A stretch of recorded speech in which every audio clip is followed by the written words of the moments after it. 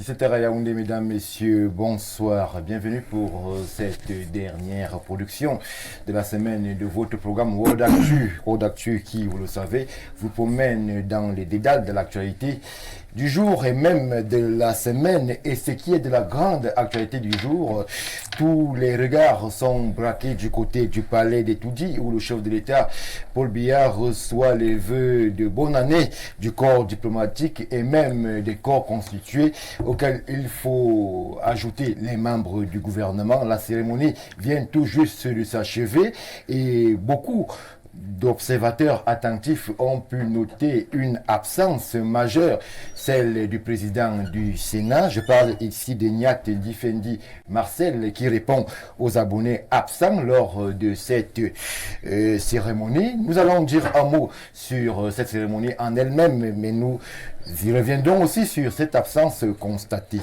Nous irons aussi, là ce sera une thématique principale, vers une hypothèse, que dis-je, une possibilité qui nous amène vers une présidentielle anticipée, alors que justement nous sommes en début d'année, alors que dans l'espace médiatico-politique, beaucoup murmurent sur l'hypothèse d'un remaniement ministériel, beaucoup aussi évoquent certains arguments qui seront relayés sur ce plateau, qui vont dans le sens de la présidentielle anticipée. Nous allons en parler aussi en thématique numéro 1 ce soir.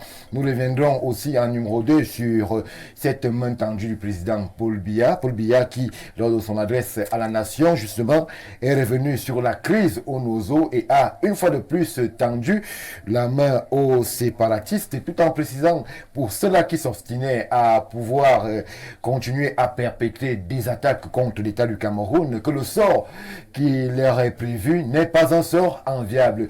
Nous en parlons ce soir lors de cette édition toute particulière de votre émission Le Grand Soir. Un grand soir tout en musique, vous comprendrez pourquoi je l'ai dit une fois que j'ai annoncé le menu.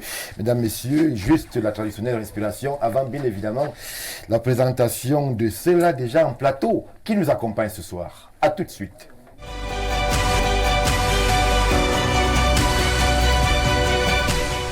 C'est le grand soir sur Info TV justement, canal 317 pour être au cœur de toutes les actualités que nous avons présentées en introduction de ce plateau. Et pour nous accompagner ce soir, je l'ai dit, avec une teinture particulière, nous avons convié un musicien, artiste engagé, artiste militant, qui donnera son opinion aussi sur les derniers événements, sur les actualités, je l'ai dit, politiques. Et nous ferons une brève incursion dans le domaine qui est le sien, c'est-à-dire celui de la musique, de la composition. Il est parmi nous ce soir, Otto Marcelin. Bonsoir et bienvenue. Bonsoir Stéphane. Je suis ravi d'être parmi vous. Vous allez bien? Très bien. Toujours en compagnie de votre guitare. Oui, absolument. Merci. Je n'ai pas changé de métier entre-temps. Nous pouvons le constater aussi. Merci Otto Marcelin d'être présent sur ce plateau. Vous avez un avis sur l'actualité de votre pays, le Cameroun, et cet avis sera recueilli ensemble avec nous ce soir. Oui, vous savez... on observe, et puis on peut donner un avis, oui, tout en se réservant le droit d'en savoir plus dans différents domaines. C'est comme ça, hein, le domaine où je me sens vraiment le mieux, c'est celui de l'art, la musical, musique, de la composition. Et son environnement, le métier, la carrière dans ce domaine-là. Bon, en observateur, je peux dire profane, oui, je peux donner un avis tout simplement. Alors, je reste avec vous et je vous taquine en une seconde, cher Otto Marcelin. Oui. Comment est-ce que se porte votre milieu en ce moment? On sait qu'il y a beaucoup de scandales là-bas, il y a beaucoup de coups de gueule là-bas, il y a de la musique, parfois de la bonne, parfois de la moins bonne. Comment est-ce que l'ancien que vous êtes observez toutes ces carrières parfois éphémères qu'on peut constater sur l'espace musical camerounais? Je pense que c'est un sujet profond Il faut faire la différence entre le métier et la carrière. Puis chaque fois qu'on choisit de faire un métier, il faut toujours faire un effort pour se professionnaliser, comprendre ces secteurs. À mon humble avis, le temps que j'ai mis dans ce secteur-là, on a un véritable problème du statut de l'artiste. Oui. C'est un métier. Je pense que les dirigeants de tous bords, que ce soit au niveau législatif, au niveau exécutif, doivent penser à encadrer ce domaine avec un texte fondamental, comme ça se passe dans d'autres pays. C'est ça la base. Vous êtes journaliste, c'est encadré. Hein. C'est un métier. C'est un métier très encadré même. Oui, très encadré. Donc, nous, justement, c'est ça qui se passe. Il nous faut vraiment le statut de l'artiste et je pense que aux dernières nouvelles, le gouvernement s'était penché à ce problème qui est en cours, qui doit être résolu. Oui. Parce qu'après nous, il y aura toujours cette activité. Oui. On le fait aussi pour nos enfants qui vont trouver ces traces-là. Bon, les gens se focalisent beaucoup plus sur le droit d'auteur. Le droit d'auteur n'est que des revenus susceptibles d'entrer dans les poches d'un artiste. C'est-à-dire quand un artiste est bien formé, il n'y a pas que les droits d'auteur, il peut même s'en passer. Il y a des pays où il n'y a pas de société de droits d'auteur, hein, les artistes vivent là-bas. Donc le premier problème, c'est la formation. Merci, Otto Marcelin, pour cette brève incursion dans le domaine qui est le vôtre, celui de la formation. Nous allons poursuivre la présentation du panel de cette édition du Grand Soir, dernière production de la semaine, comme je l'ai annoncé, avec à ma gauche un conseiller municipal RDPC, monsieur le maire Patrick Ngoulou est parmi nous. Bonsoir et bienvenue. Bonsoir et bonsoir à mes copanélistes. Bonne année, c'est le rituel moment. Oui. Bonne année d'abord aux populations de ma commune, prioritairement, et à tous ceux qui me connaissent. Bonjour également à votre PDG, bonne année. Oui. C'est un plaisir chaque fois qu'on est convié à venir donner notre avis sur la marche des affaires de la République. L'artiste que j'ai tant admiré dans mon enfance et maintenant a dit quelque chose de fondamental. Il faut encadrer la République par des textes de loi.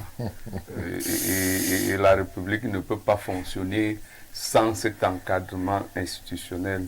Et je suis d'accord avec lui que la musique qui nourrit autant de monde, autant de familles au Cameroun doit quand même avoir un encadrement juridique et institutionnel. Merci, monsieur le maire Ngoulou, d'être en ces lieux. Je poursuis l'exercice avec, à ma droite toute proche, un autre politique. Il s'agit du secrétaire national à la communication de l'Union des populations du Cameroun, monsieur Roland Parfait Ebodé, à qui nous disons bonsoir et bienvenue. Bonsoir, merci. Et je voudrais vous remercier parce que vous m'offrez une occasion tout en or pour dire bonne année à tous les militants de l'Union des populations du Cameroun. Bonne année à toutes les populations du Cameroun. Bonne année à mon cher grand frère et femme. Idole, vous voulez dire. Bon, moi je suis son fan. Merci. Je dis bonne année au maire Ngoulou. C'est aussi l'occasion pour moi de dire bonne année à tout le personnel d'Info TV. Merci. Qui nous donne toujours l'occasion et l'amour de dire toujours un mot à l'endroit des populations du Cameroun qui font de notre existence. Parce que sans les populations du Cameroun, l'Union des populations du Cameroun n'existerait pas. C'est pourquoi je me félicite de leur adresser mes vœux les meilleurs pour la nouvelle année 2024.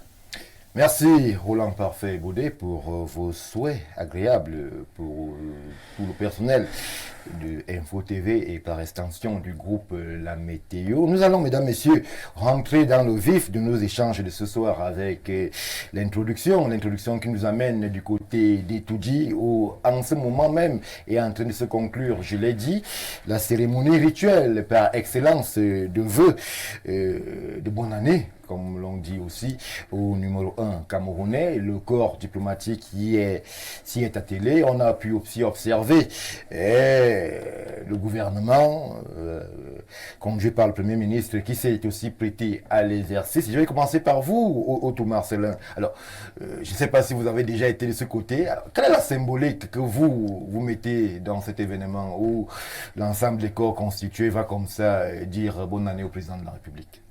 Mais c'est républicain, la République fonctionne. Oui. C'est ça, c'est la symbolique. c'est ça, c'est tout à fait... Nous n'inventons rien, ça se passe pratiquement dans tous les pays. Que le pays s'arrête à un moment donné et avec les représentations diverses et faire allégeance de bonne année au premier magistrat de ce pays, du pays qui les accueille, et des citoyens et des cadres. Je pense que, moi, à mon avis, c'est pas plus que ça. On a pu aussi quand même constater que lors de ce moment, il y a eu des carrières qui se sont parfois boostées. Il y a eu des carrières aussi qui ont semblé battre de l'aile. Il y a eu parfois le chef de l'État qui se souvient de tel, qui recommande tel. Alors c'est un moment assez particulier dans la vie de la République. Je pense qu'il faut éviter. Moi, j'aime pas les faits divers. Je suis quelqu'un d'assez lucide. Vous savez, quand tu joues, par exemple, d'un instrument comme celui-ci, s'il y a une fausse note d'ailleurs, tu joues seul, tu es absolument concentré. Il y a la scène est très difficile, que ce soit la scène politique, que ce soit la scène artistique, oui, que ce soit la scène journalistique. La scène est difficile. Donc, le chef d'État, il est dans son rôle. Moi, je ne vois pas vraiment quelque chose de particulier. Bon, bien sûr, vous êtes journaliste, vous cherchez toujours quelque chose de pimenté qui puisse. Moi, vraiment, en réalité, je ne vois pas. Enfin, en profane, hein, je ne le dis pas. Je ne vois pas quelque chose d'anormal dans tout ça. Je peux dire, un événement très protocolaire. Oui. Et le protocole, c'est la science. Il y a des gens qui font des formations. Il y a des écoles pour ça ici. Ça se trouve donc que quand cette cérémonie protocolaire qui est de haut niveau, et là, le décor est planté, à mon humble avis, moi je ne vois pas quelque chose de tout à fait... particulier, oui. Merci Otto Marcelin. Monsieur le maire Ngoulou, l'artiste ne voit pas quelque chose de particulier, mais le journaliste a pu observer qu'il y avait des figures qui manquaient à l'appel, et la principale, comme nous l'avons annoncé, est celle du président du Sénat. Et beaucoup s'interrogeaient déjà sur quelques soucis de santé, mais aujourd'hui, c'est vrai que l'espace qui lui était consacré était resté vide. On a vu le bureau du Sénat conduit par le premier vice-président. Alors, ça crée quand même quelques suspicions, quelques interrogations. Oui, en fait, le grand frère a dit quelque chose de fondamental tout à l'heure. Ça dit qu'on n'est pas dans un cirque, on n'est pas là pour faire le spectacle. En réalité, c'est un rituel. Oui. C'est un rituel républicain qui se fait un peu partout dans le monde. Et on s'y présente par invitation. Et rien n'oblige personne à être. Quand on vous invite à une manifestation, rien ne vous oblige à y être. Oui.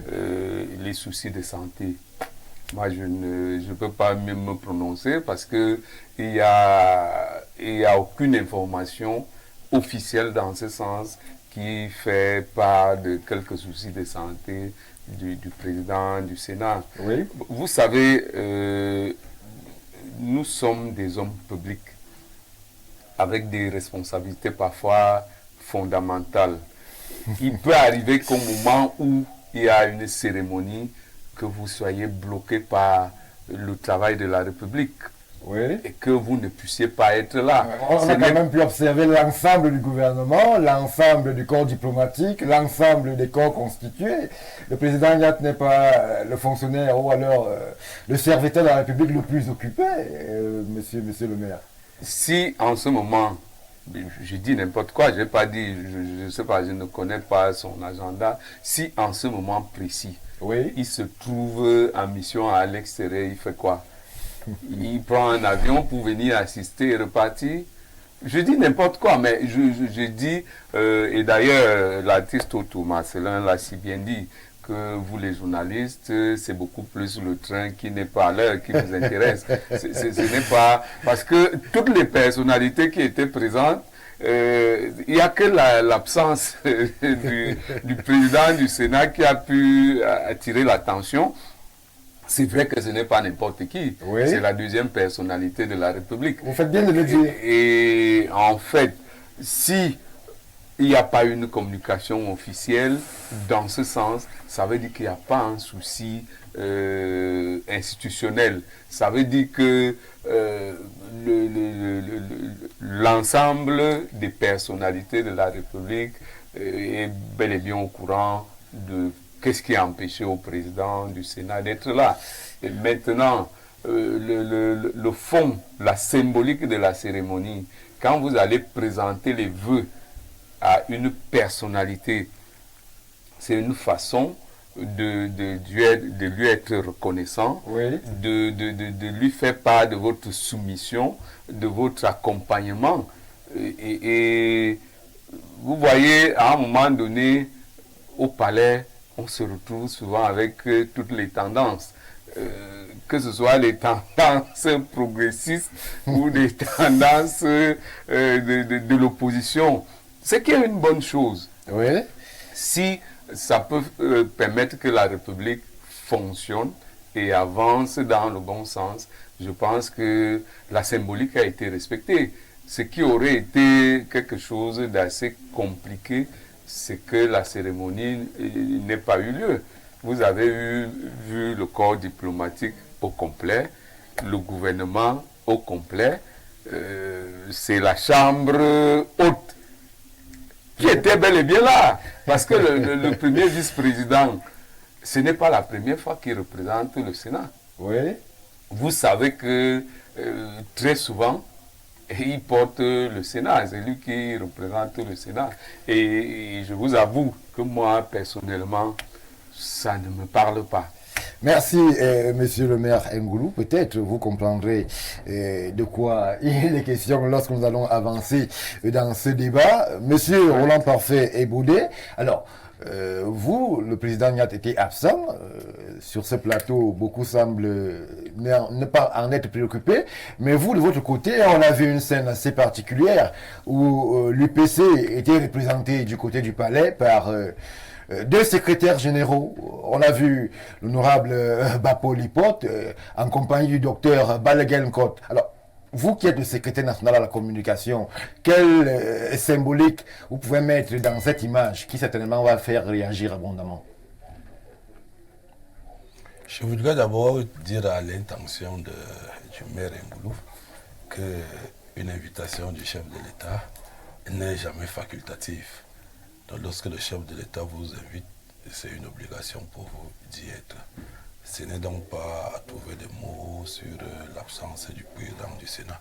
Et je voudrais aussi lui dire que le code électoral, la Bible des élections au Cameroun, prévoit qu'en cas de vacances au sommet de l'État, le président du Sénat ou son suppléant, et le suppléant c'est justement le vice-président qui, depuis un bout ou alors un long moment, on le voit conduire les affaires du Sénat et la République ne s'est pas arrêtée parce qu'un individu est absent ou qu'il est malade. Oui. Il faut dire le mot juste et vrai. Et le président du Sénat, il est un homme du 4e âge. Il est fatigué, il est vieux. Et les agendas du chef de l'État n'obéissent pas à ces agendas, c'est vrai. Alors, lorsque nous constatons nous tous que son siège est resté vide et que le vice-président y était, nous pouvons conclure que c'est l'état de fatigue.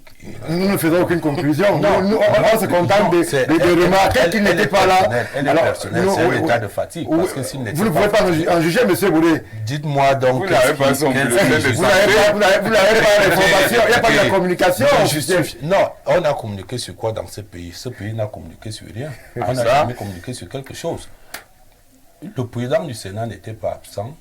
On ne nous a pas dit, personne de nous ne sait, ne connaît sa mission à l'extérieur ou à l'intérieur du pays. Mais, et cela va sans réflexion, tout simplement que le président du Sénat est fatigué. C'est un homme du 4e âge. C'est pas Vous n'avez pas son bulletin de santé. C'est pas interdit. Vous ne pouvez pas dire de manière péremptoire qu'il est fatigué. Oui, il est fatigué. Et si on vous prouve aujourd'hui qu'il est en mission, vous faites ça comment? Bon, pourquoi il faut prouver avant et non après? Non, on n'est pas obligé de prouver. L'absence de communication sur un sujet crée toutes les communications. Mais monsieur Boulé, même les jeunes sont fatigués, ça peut arriver. Je vous dis que l'absence de communication sur un sujet crée toutes les communications sur ce sujet.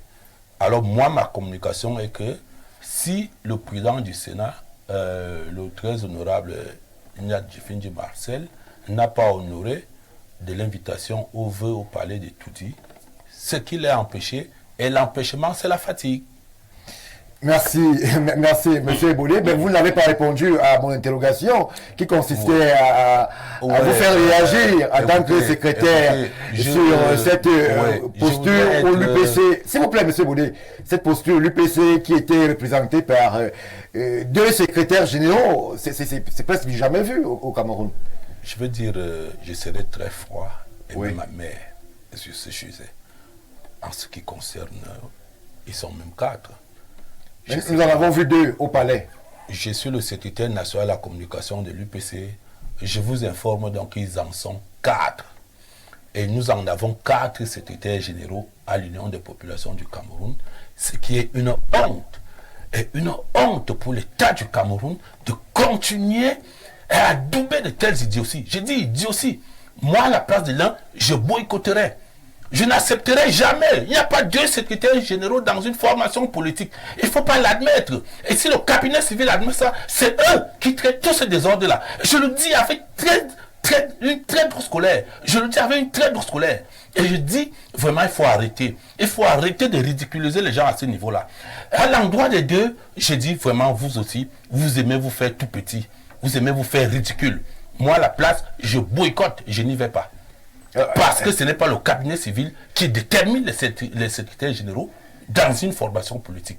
Il faut bien qu'on arrête ça. Merci, monsieur Ebodé, pour votre réaction concernant justement la formation politique qui est la vôtre, qui, heureusement ou malheureusement, a été représentée. Mais pourquoi ils n'ont pas invité les 2 autres aussi? Du côté du palais de l'unité par 2 secrétaires généraux, c'est une scène ubuesque, mais c'est la vie aussi de la République. Non, ce n'est pas la vie de la République. C'est le palais, il était invité, monsieur Ebodé. Les associations sont régies par une loi. Et cette loi est très claire. Elle ne dit pas qu'une formation, une association aura 2 secrétaires généraux. Elle dit bien le président, le secrétaire général et le secrétaire général adjoint dans la nomenclature des postes d'une association. Il n'y a pas le poste de 2 secrétaires généraux. Il faut bien qu'on commence à nous respecter, à respecter notre pays, à respecter le Cameroun, à doubler de telles conneries. C'est qu'au sommet de l'État, on accepte. Non, c'est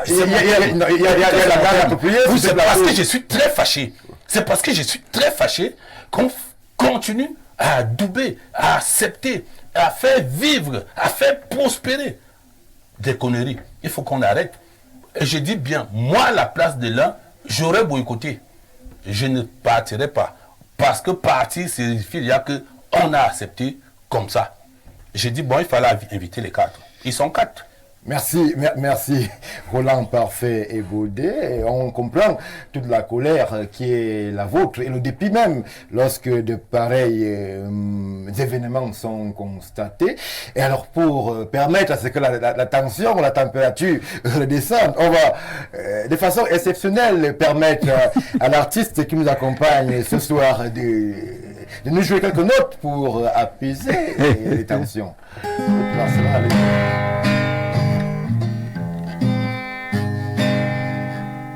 Alors là, c'est une chanson que j'aime à jouer quand je suis embarrassé, quand je suis contrarié. Oui. Dieu seul sait combien de choses peuvent contrarier une personne de mon âge. S'en aller peu à peu au fond d'une nuit, sans idole, sans Dieu, au creuset des mensonges dans la dialectique, des ragots à 3 sous.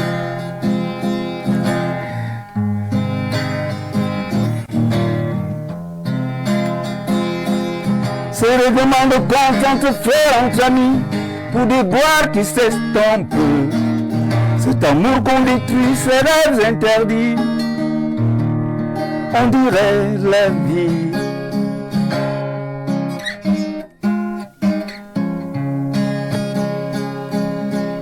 Ces chemins de la fortune sur lesquels on trahit pour une demi-lune. Ces jalousies solides où chacun trahit pour des rêves en subside. C'est un haine sans pourquoi, cet amour du fusil qui honore le soldat. Ces règlements de compte entre frères, entre amis, pour des gloires qui s'estompent. Cet amour qu'on détruit, ces rêves interdits, on dirait la vie.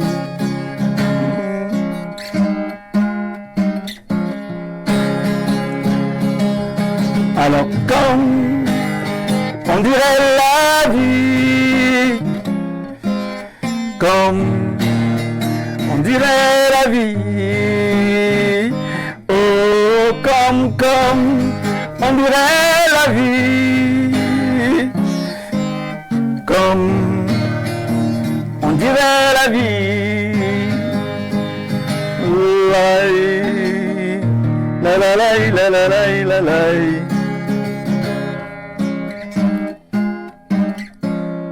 Ce pays mal dans sa peau, où tout semble si gris, où tout semble si beau,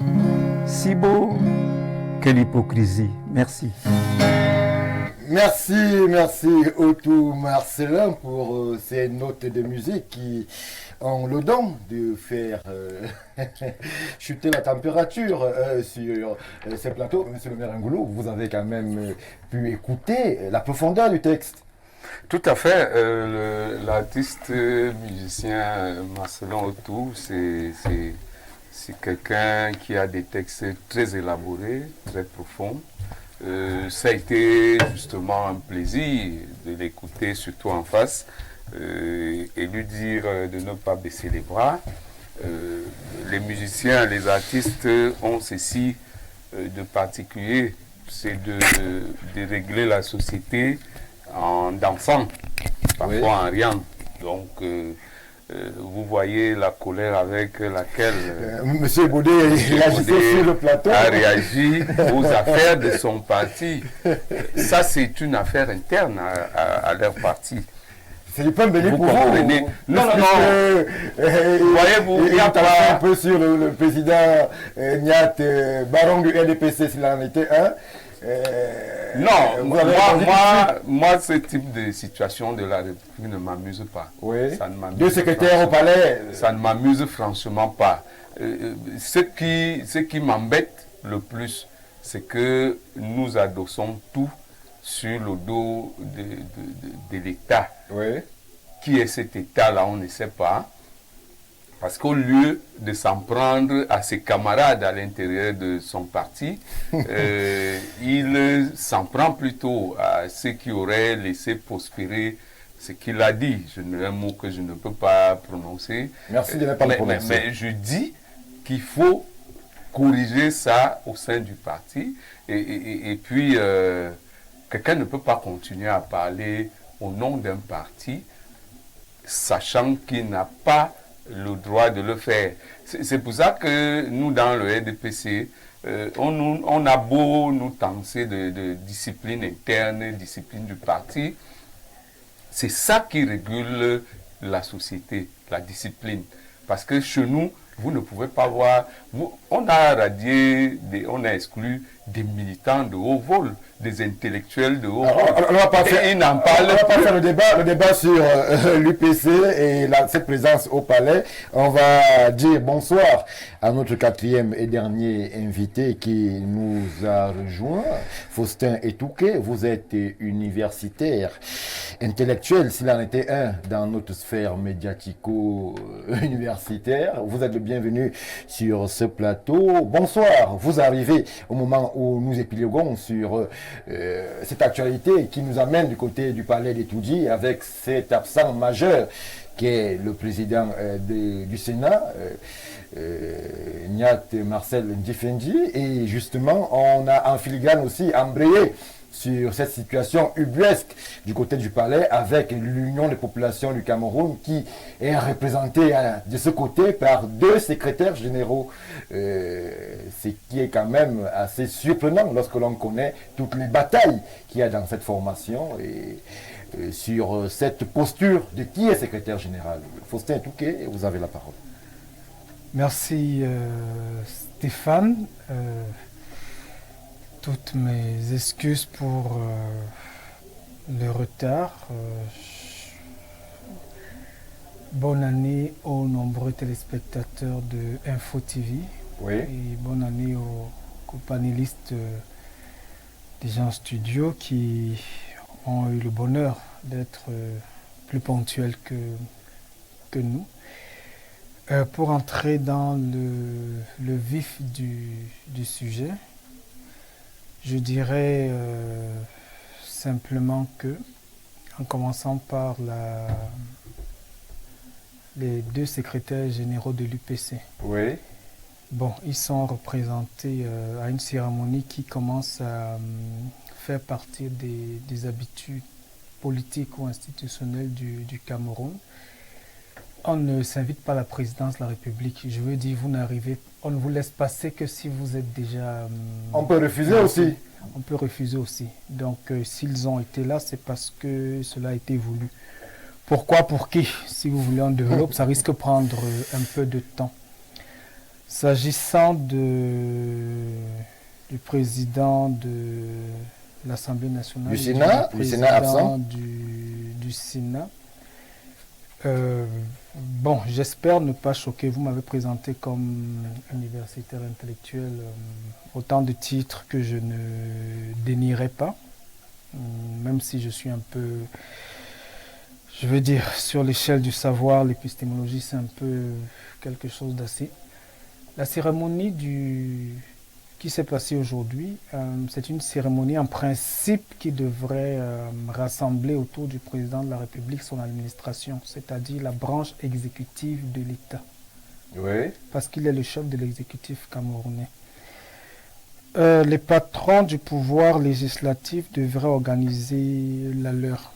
Et les patrons des institutions judiciaires devraient également organiser la leur, sans qu'il n'y ait des chevauchements, sans qu'il n'y ait des... Mais ce sera fait plus tard, les ministres... Non, je crois que vous ne voulez pas comprendre. Au Cameroun, nous avons pris l'habitude de faire de l'institution exécutive du pays la principale institution. Et donc, vous verrez le président du Sénat, le président de l'Assemblée nationale venir être alignés comme les membres du gouvernement de M. Biya de la branche exécutive, venir faire les honneurs au président de la République. De même chose pour les hautes autorités, hautes autorités judiciaires. Mais quand les patrons de l'Assemblée nationale feront leur assemblée, vous ne verrez pas les institutions exécutives venir ou les institutions judiciaires. On a habitué les Camerounais, ce n'est pas normal. Il faut qu'on le dise. Et on ne va peut-être pas analyser plus en profondeur la nouvelle année pour ne pas choquer peut-être les bien-pensants. Mais si nous avons 3 pouvoirs constitutionnels au Cameroun, et si ces pouvoirs sont indépendants, s'ils sont collaboratifs, ils ne sont pas indépendants, vous le savez, ils ne sont même pas collaboratifs, C'est pour ça qu'il y a ce cycle qui n'est vraiment pas républicain. Ce n'est pas parce que ça se passe qu'il faut voir que c'est normal.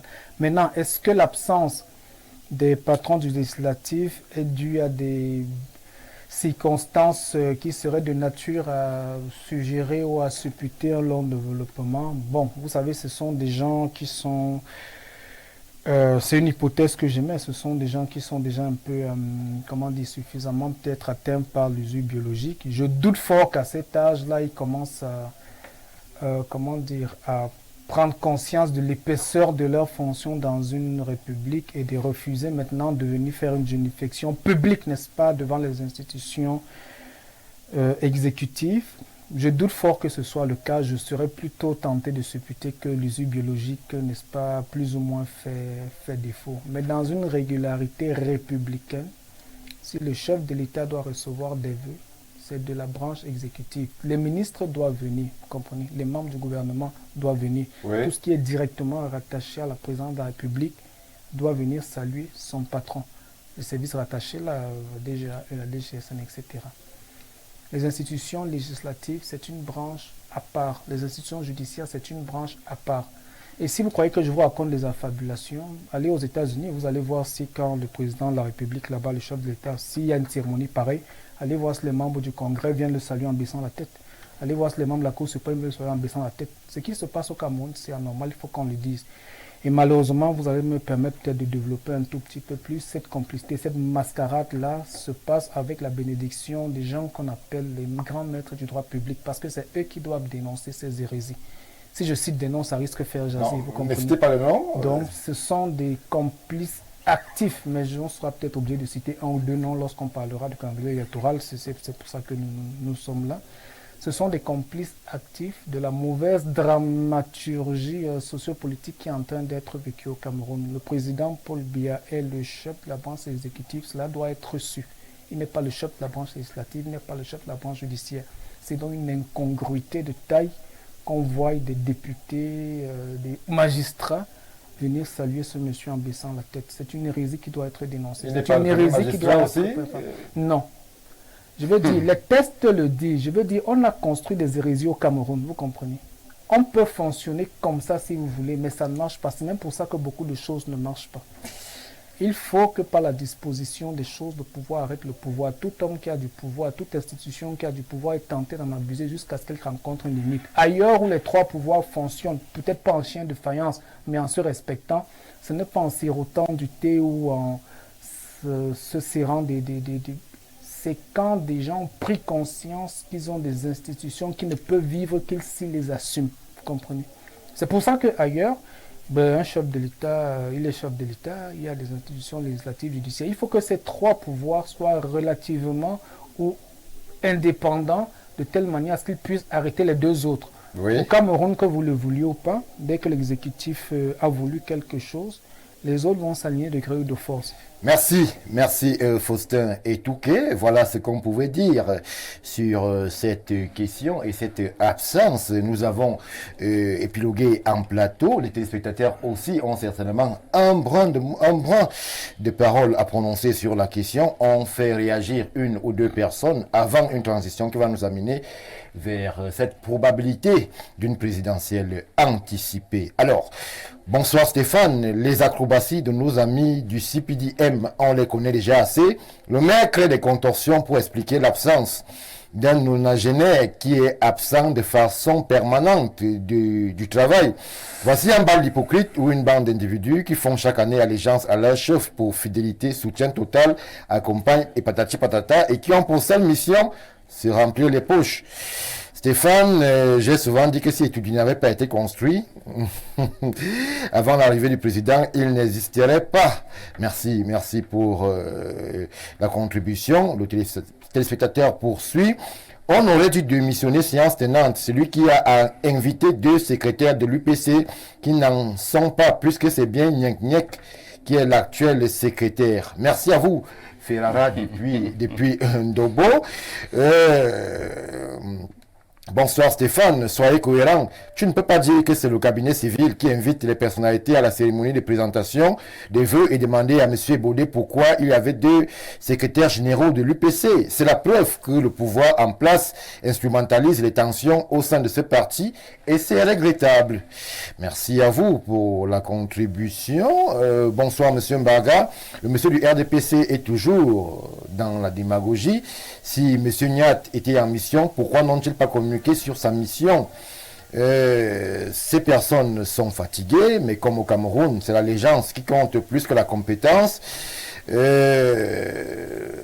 Merci à vous Franck d'avoir réagi. Mesdames, Messieurs, une brève transition avant que nous n'entrions de plein pied vers la thématique, l'une des thématiques principales qui nous amène vers cette hypothèse d'une présidentielle anticipée. Retour sur le plateau du Grand Soir, désormais et à présent, nous allons donc évoquer cette année 2024 et cette possibilité d'une présidentielle anticipée qui fait son bonhomme de chemin au sein du marigot politique camerounais. Roland Parfait Ebodé, je vous sais homme politique avisé, vous avez certainement, vous aussi, été au courant de tout ce qui se murmure dans l'arène politique avec ces déclarations parfois ambiguës, ces ambiguïtés dans les formations politiques, ces chefs qui ne sont pas reconnus par l'État ou alors par les appareils. Alors, toute cette tension-là, ne serait-elle pas une mesure ou alors en capacité de pouvoir amener l'exécutif qui a été présenté ici comme tenante principale du pouvoir à aller vers l'hypothèse d'une présidentielle anticipée en 2024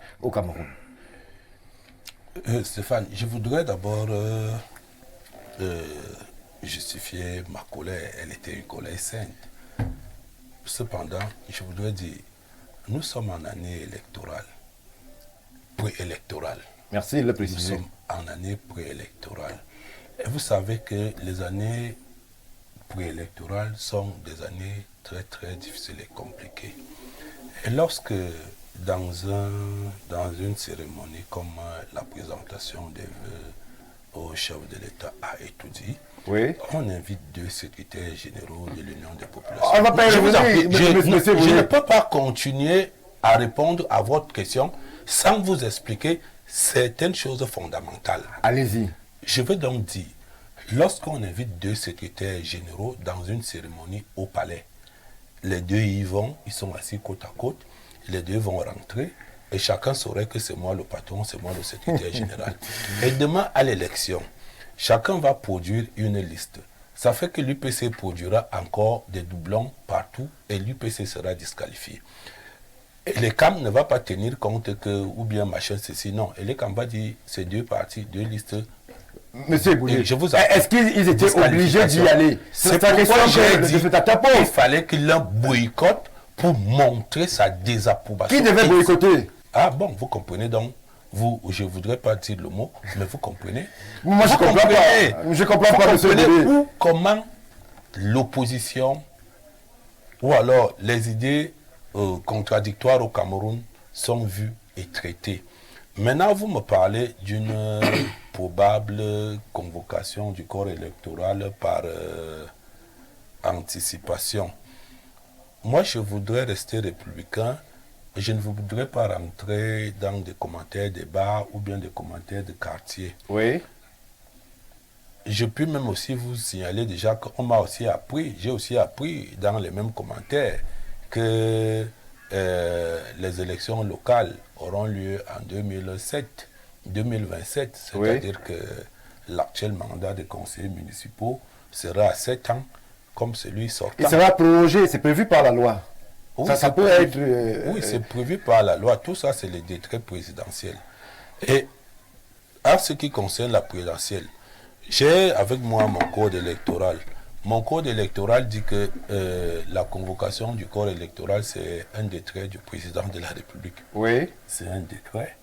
Et le président de la République peut prendre un décret en fonction de ses humeurs. Nous ne savons pas ce qui l'anime ou ce qui... En fonction de ses intérêts politiques aussi. C'est souvent arrivé ailleurs. Bon. Lorsqu'il va prendre la décision de convoquer, un décret de convoquer le corps électoral, il ne vous présentera jamais ses intérêts politiques. Il vous présenterait toujours d'autres intérêts. Je crois qu'on est bien d'accord. Il ne dirait jamais que parce que telle chose va se jouer comme ça. Et donc, j'ai avec moi mon code électoral. Oui, que dit le code?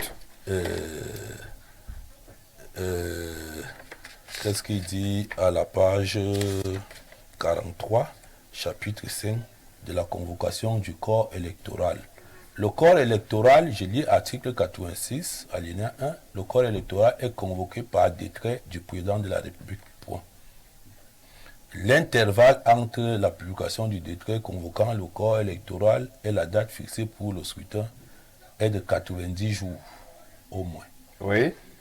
Donc vous voyez donc le corps électoral, la convocation du corps électoral n'obéit qu'au désirata du président de la République. Cependant, le code électoral camerounais dit que le mandat présidentiel est de 7 ans. Est-ce que nous sommes déjà à 7 ans? 7 ans, je crois, c'est l'an prochain.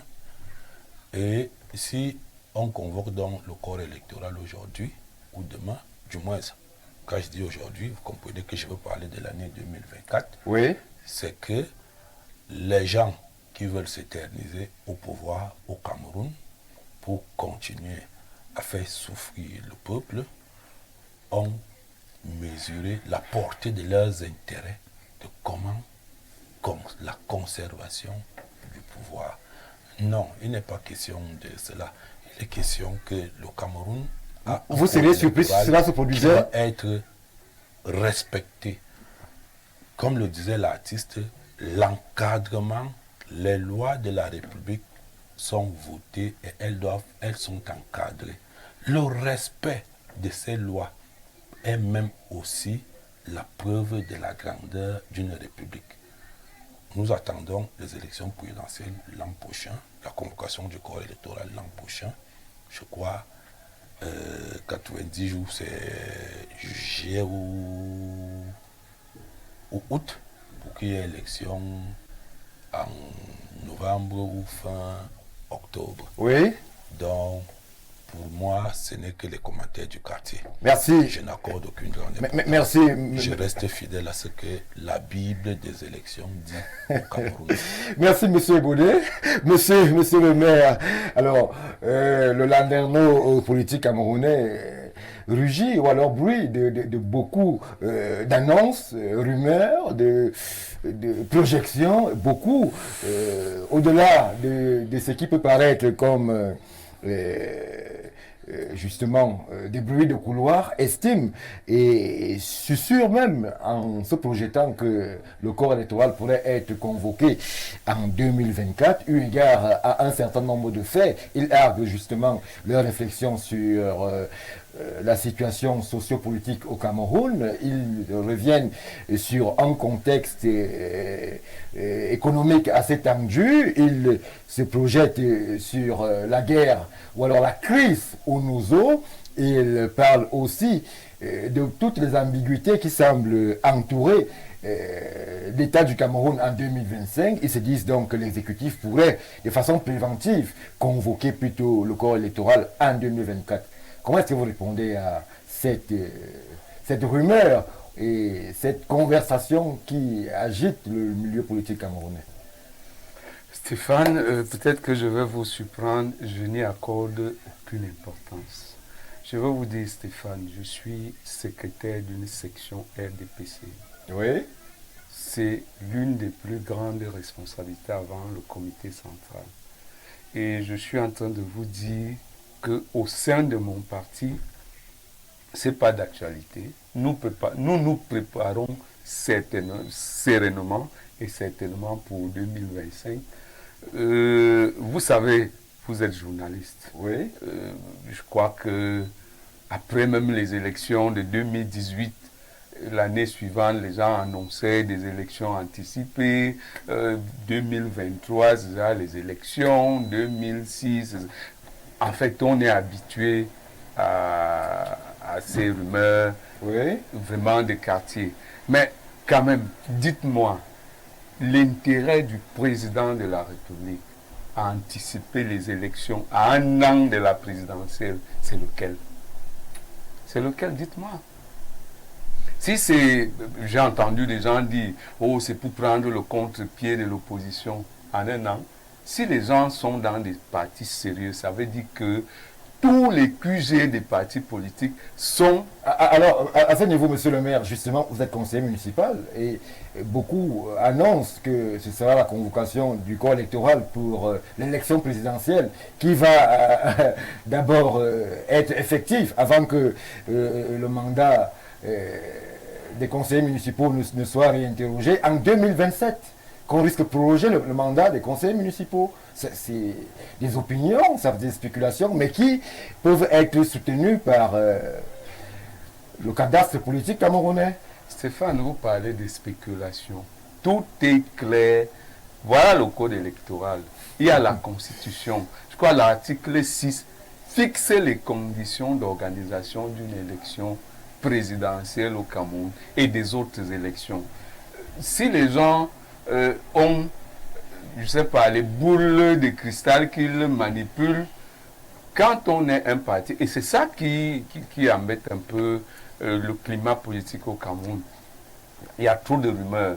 Ça fait que nos amis d'en face perdent le temps à spéculer qu'à se préparer à affronter le RDPC, oui, dont ils traitent de tous les noms. Moi, je peux vous dire, le secrétaire général du RDPC, son Excellence, le ministre Nkwete, ce n'est un secret pour personne. Au mois de novembre passé, il a tenu une réunion. On a aussi beaucoup vu sur le terrain. En plein Yaoundé. Il a convoqué tous les présidents des sections et les secrétaires et tout ça, et jusqu'au chef traditionnel, pour leur dire, ils sont du RDPC, allez sur le terrain, vous apprêtez, les choses, c'est en 2025. Maintenant, ceux qui n'étaient même pas à cette réunion, et ils savent, ils ont le calendrier du RDPC plus que le leur. Il faut que les partis d'opposition au Cameroun soient un peu plus sérieux.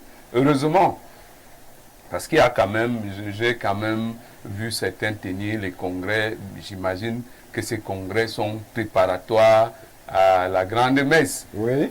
Maintenant, vous voulez que moi je vienne vous dire quoi? Je suis cadre du RDPC, je suis conseiller municipal. Mon parti me dit prépare le terrain pour des élections en 2025. Des élections. Oui. On ne m'a pas dit présidentielle, législative, on m'a dit 2025, il faut que le terrain soit prêt, propice au RDPC pour les élections en 2025. Merci. Vous avez une élection anticipée en 2024. Merci, monsieur le maire. C'est la vôtre. Merci. Otto Marcelin, oui. Vous êtes un citoyen, vous êtes artiste, c'est-à-dire attentif à la vie de votre pays. Vous avez fait le tour du monde, plus besoin de rappeler les pays que vous avez foulés de vos pieds. Est-ce que l'ambiance qui prévaut dans notre pays, le Cameroun, peut amener à penser qu'il faudrait être inquiet pour ces échéances qui arrivent, ou alors il faudrait plutôt les aborder avec le plus de sérénité possible, lorsque l'on sait qu'en 2018, il y a eu quelques mouvements d'humeur qui auraient pu dégénérer s'il n'y avait pas eu de l'expérience. Moi, je crois que, moi, je ne suis pas un politicien, je ne maîtrise pas ce domaine, hein, je vous le dis. Et puis, vous êtes citoyen? Oui, il ne m'intéresse pas particulièrement. Mais je donne un avis par rapport déjà à mon travail et mon fonctionnement. Oui. J'ai presque 50 ans de carrière. Quand on choisit un métier, il faut se former. Quand j'observe vraiment de loin le personnel politique au niveau du Cameroun, il y a un manque de professionnalisme généralisé. Hein. Oui. C'est dans les deux camps. Il n'y a même pas que ce soit les deux camps et tout ça. Je te dis, c'est généralisé. Et quand un secteur a des acteurs qui ne sont pas professionnels, outillés, c'est comme chez vous. C'est comme chez vous même, c'est la catastrophe. Non, vous n'allez pas dire ça. Non, mais je vous dis, mais puisque vous êtes des partenaires, c'est avec vous que je fonctionne.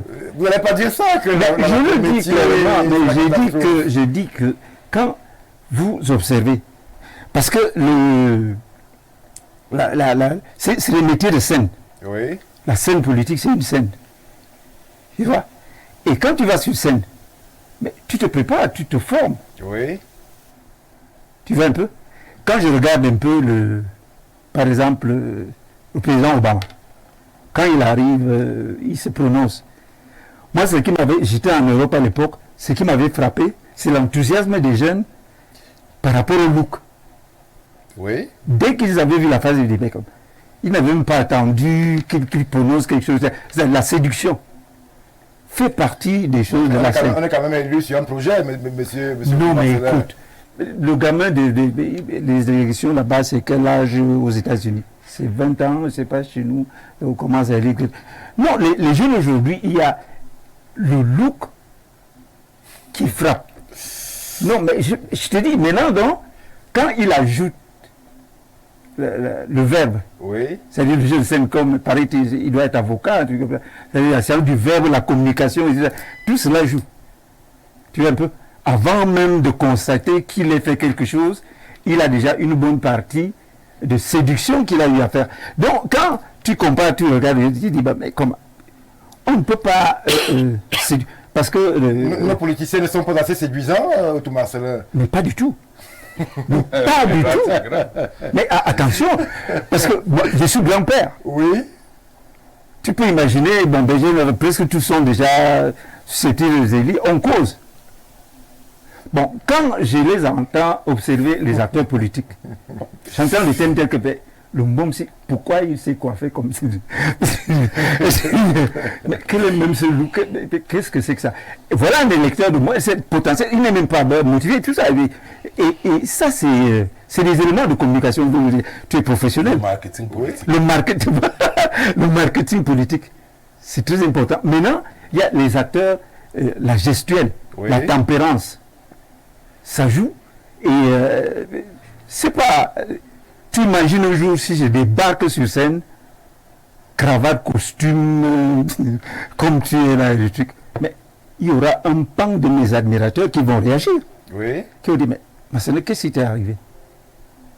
C'est une sorte de contrat moral, oui. Quand tu es sur scène. Et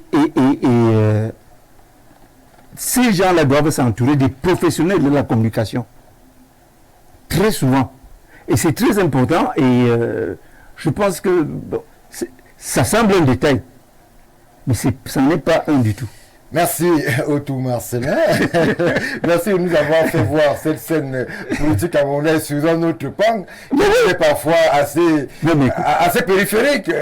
On ne regarde pas très bien la cravate que l'honorable Joshua aussi a mis, ou l'honorable Cabral Libri, ou bien son costume. Je vous assure que ces jeunes-là, ils sont majoritaires, c'est le potentiel dans les électeurs. Oui. Il faut les écouter. Il faut. Moi, je vais dire que parce que, bon, comme j'avais eu mes enfants, tout ça, on est comme des petits frères et tout ça. On parle et tout, sauf que, bon, moi, je suis papa, je leur dis, c'est même Feu Frédéric qui a fait que les gens découvrent que j'ai des enfants. Et elle n'est pas l'aînée. Merci, Otto Marcelin. Merci pour la suggestion. Il est politicien sur ce plateau. Je crois que le conseil la fera réagir. Je vais me tourner vers l'homme de science et l'intellectuel universitaire sur le plateau. Alors, Faustin Touquet, certainement vous aussi en tant qu'observateur de la scène, vous avez eu écho de ces bruits de couloir qui voudraient que l'exécutif se prononce quant à l'hypothèse d'une présidentielle anticipée.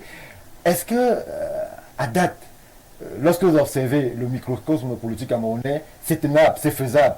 Et quels pourraient en être les effets si véritablement on allait dans ce sens, alors que beaucoup craignent 2025, que ce soit plutôt en 2024 que le corps électoral soit appelé? Ce n'est pas infaisable, mais ce n'est pas cela qui devrait vraiment nous préoccuper. Oui. Est-ce que les Camerounais connaissent des événements qui sont inscrits dans le temps? Lorsqu'on dit calendrier, c'est l'inscription d'un événement dans le temps. C'est ça l'idée qu'il y a derrière calendrier. Le 10 février va arriver, le 10 février 2024. Je ne sais pas pourquoi, mais il ne semble pas faire débat que le président de la République tiendra un discours à l'adresse des jeunes le 10 février. Le 20 mai va arriver, le 20 mai 2024. Cela ne semble pas faire l'objet d'une supputation Il a dit des gens n'évoquent pas d'air.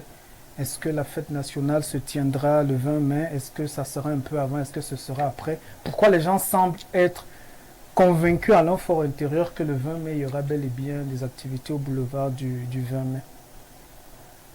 Le 6 novembre 2024 va arriver. Pourquoi des gens ne semblent pas supputer sur le fait qu'il faudra célébrer un certain anniversaire? Il y a donc des événements qui sont inscrits dans le temps camerounais qui ne font pas l'objet d'un débat, qui ne font pas l'objet de supputation. Pourquoi d'autres événements qui sont plus importants pour la vie camerounaise font l'objet de supputation? Voilà le véritable problème. Et ça fait problème pourquoi? Parce qu'il y a des acteurs politiques aidés par des... Officiellement, ce sont des hommes de science, ce sont des maîtres du droit public. Oui. Vous savez que les textes de loi ne s'écrivent pas tout seuls. Ce ne sont pas les députés, dont certains sont analphabètes, là, qui font les lois au Cameroun. Vous comprenez? Les lois au Cameroun, depuis que le Cameroun existe... C'est quand même grave de dire que les députés si vous voulez qu'on vous dise ce qui est... c'est de l'analphabète. Autour Il y a des commissions là-bas. Autour Marcelin, le grand frère, l'aîné, je l'ai écouté, il a dit des choses en français tellement faciles et pertinentes. Bon, comme ça choque un peu, vous avez voulu qu'il politise son discours en vous disant des choses que vous voulez entendre. Bon, vous savez que moi, je ne suis pas particulièrement doué pour dire aux gens ce qu'ils veulent entendre. On a pris un constant simple. Pourquoi le 31 décembre de chaque année, vous n'êtes pas surpris de voir le président passer? Pourquoi l'idée même de dire qu'il peut anticiper son discours du 31 ou le postdater, ça ne vous semble pas arriver? Le 10 février, il va faire un discours. Oui. Le 20 mai, il sera au boulevard du 20 mai. Oui. Et puis le 6 novembre, des gens vont se réjouir dans le Cameroun, du moins certains. Alors, pour revenir c'est pour dire que des événements peuvent être inscrits dans le temps sans que ça pose problème. Maintenant, pourquoi des événements plus importants pour la vie nationale au Cameroun ne sont pas inscrits de manière ferme dans le temps? Est-ce que vous savez qu'ailleurs, les événements sont inscrits de manière ferme? Vous allez aux États-Unis, la convocation du corps électoral, le jour où le scrutin se tient, le jour où on prête ses mains, ça ne dépend d'aucun président, ça ne dépend d'aucun député. Mais chez nous, ça dépend de la volonté d'un individu. Pourquoi? Parce qu'il y a des lois au Cameroun qui ont organisé cette roublardie, cette fourberie. Et ces acteurs, si on parle de vous, vous ne voulez pas qu'on parle d'eux. Si on vous dit même que c'est une fourberie, vous ne voulez pas qu'on explique que c'est une fourberie. Ça veut dire qu'il y a un grand problème. Il y a un problème anthropologique où les acteurs qui semblent se plaindre sont eux-mêmes prenants, ils sont complices, actifs ou passifs de la mascarade qui est en train de se faire. Et comme ils sont plus des complices passifs, parce qu'ils ne sont même pas, comment dire, conscients du caractère actif et pernicieux du système dans lequel ils vivent. Je vous dis d'où ça vient. Ça vient d'où? Ça vient de ces hommes de droit public qui ont pignon sur rue, qui ont légitimé un fonctionnement complètement nébuleux. Les lois ne s'écrivent pas elles-mêmes. Et quand j'étais en train de vouloir dire, vous allez m'excuser, l'Assemblée nationale existe au Cameroun. La loi se fait comment? Soit c'est sur proposition de loi, soit c'est sur projet de loi. Proposition de loi, ça vient d'où? Ça vient d'un député ou d'un groupe de députés. Est-ce que depuis que l'Assemblée nationale camerounaise existe, il n'y a jamais eu une proposition de loi qui soit passée? Est-ce qu'il y a un texte de loi qui existe? Peut-être, je ne sais pas, je vous pose la question. Si un auditeur, un téléspectateur connaît, qu'il se prononce.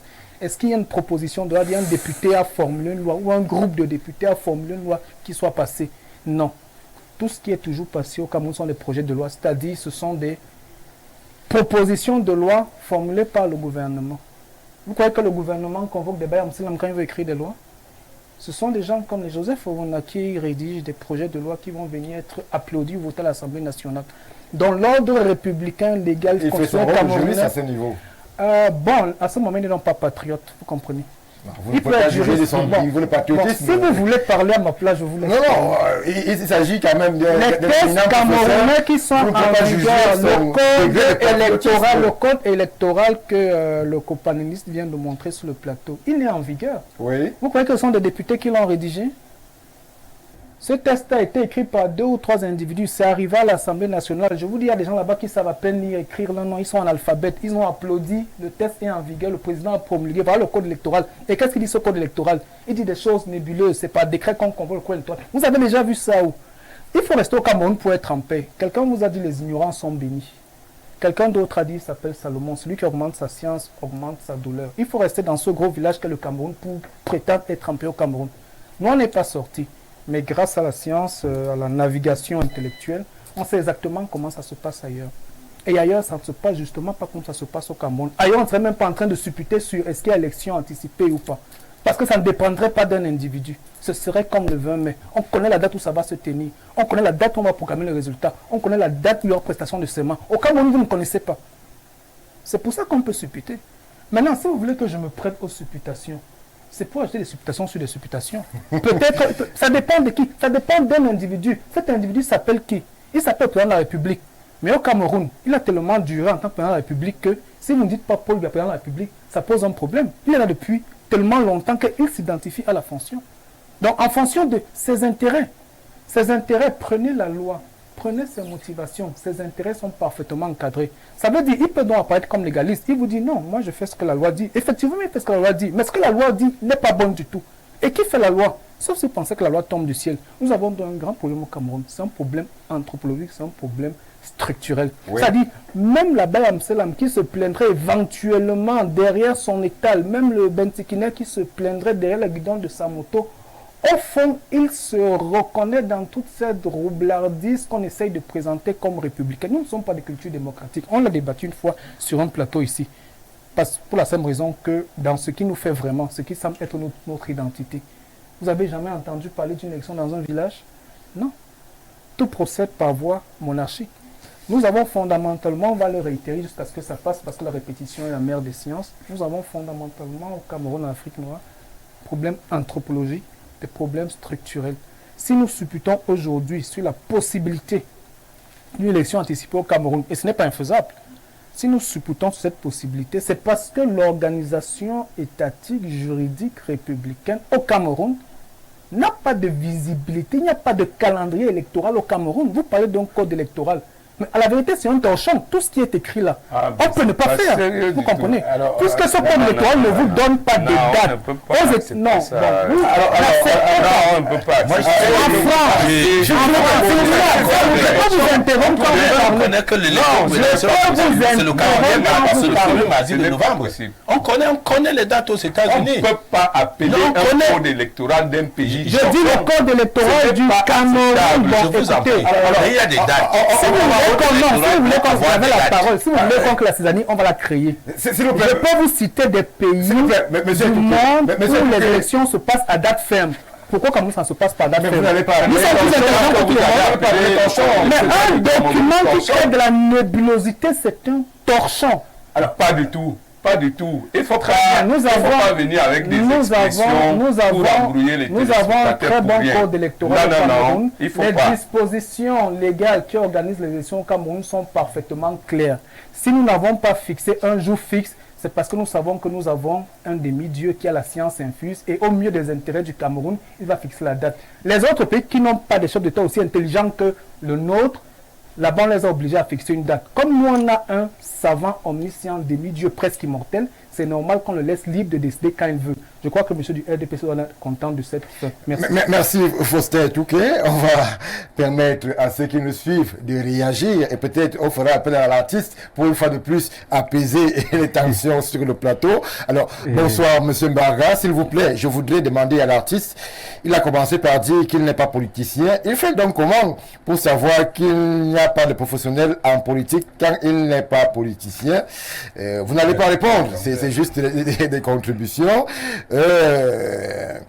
Mon bien-aimé Stéphane, ça fait plus de 41 ans que M. Biya est au pouvoir, mais le Cameroun va de mal en pis. C'est à croire que les Camerounais sont sadomasochistes avec la taxation tous azimuts, le manque criard d'eau potable, d'électricité, de routes. L'artiste, chanteur et musicien Otto Marcellin a parfaitement raison. En matière de communication interpersonnelle, la communication non verbale, dont la tenue vestimentaire représente 55%. Voilà un standard qu'un téléspectateur ivoirien nous donne. Bonsoir, Monsieur Mbaga. Que dit-il? Bonsoir, Monsieur Mbaga. Stéphane, mon télé avait déjà demandé en 2019 la candidature de l'actuel locataire d'Etoudi, sauf que le Cameroun attend le bilan du septennat des grandes opportunités, le bilan des grandes ambitions et le bilan des grandes réalisations est toujours attendu.